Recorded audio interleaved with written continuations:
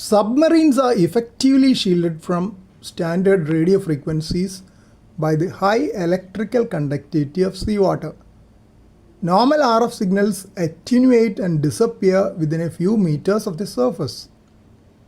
Extremely low frequency radio waves, typically operating between 30 and 300 Hz, are one of the only ways to penetrate hundreds of meters of ocean, allowing command authorities to communicate with deeply submerged vessels without requiring them to surface.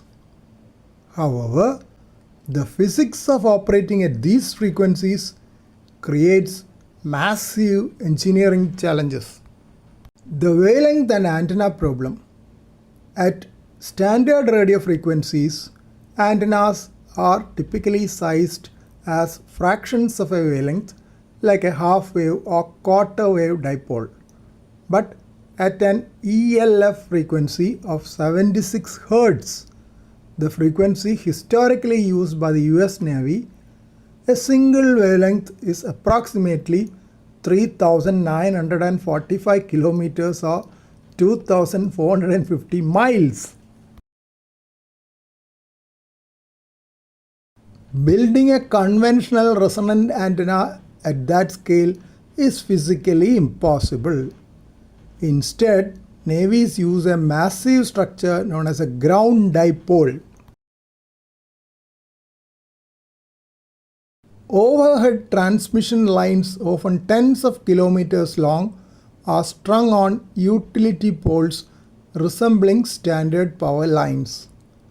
The ends of these lines are driven deep into the earth using massive electrodes in deep boreholes.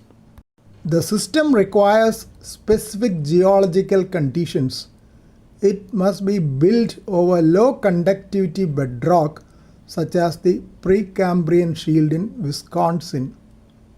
Because the rock strongly resists the electrical current, the signal is forced deeper into the earth to complete the circuit, effectively turning a massive chunk of the Earth's crust into a gigantic loop antenna.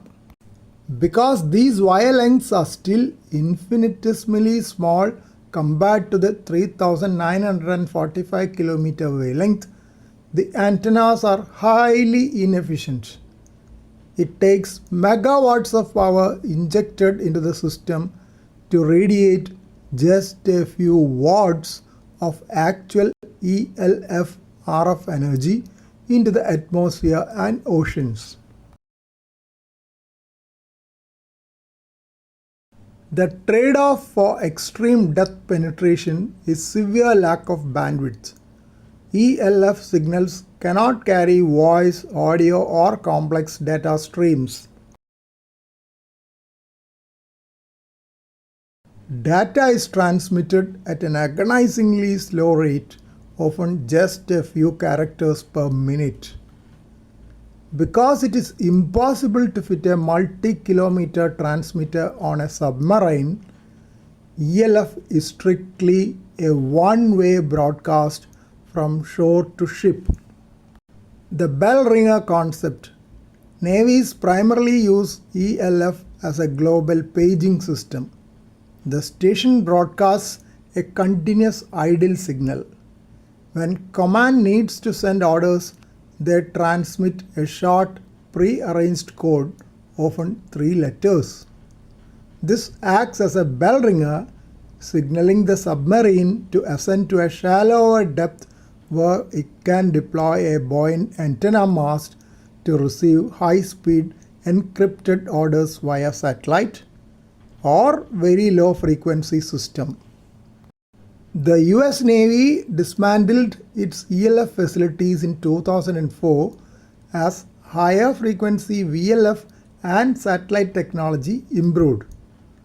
Though other nations like Russia, India and China still maintain operational ELF systems.